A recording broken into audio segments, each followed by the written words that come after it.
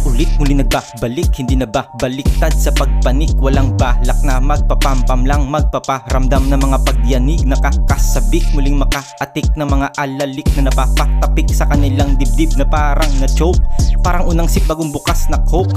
Pas sa hose, tanging purpose, magka-progress. Nakafocus na sa assets, di na osus at sa assess. Pero bonus kung lalapit, lalo bilang looks kanyang asset. Lagi na sa mood, pwedeng ma-book, ma-market. Tapos walang tus, walang sabit. I'ma make sure I'ma have it, I'ma make sure I'ma have it. I got it. Kala nag-abroad, bumalik na fly. Hindi na broke, bilis ng ROI. Salamat na afford na ulit mag-rhyme. Pero still down when I'm saying hi. Kaya kamusta na?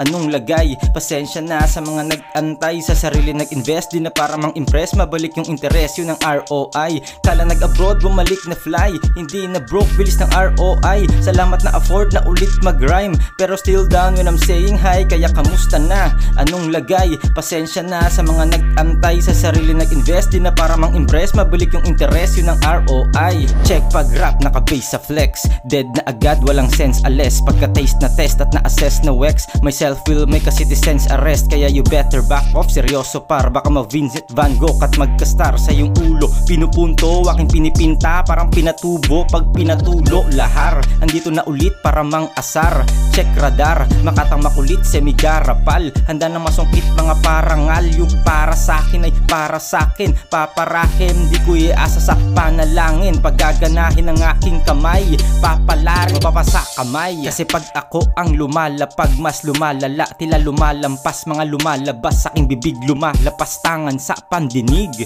Kaya kung aastang di believe, tara labasan ng sinilid. Walang balak na magtipid, wasak ang pag-asang makadikit. Pag napupuno pa naman ng puna, mga nabubuo, nagiging pulbura. Sa kada tusok sa papel, ang pluma ay umuusok. Sa kada lapat ay madadama, pananabik. Salamat sa mga nakikinig at tumatangkilik. Kayo ang dahilan, kaya na sila ba ng aking pagbalik.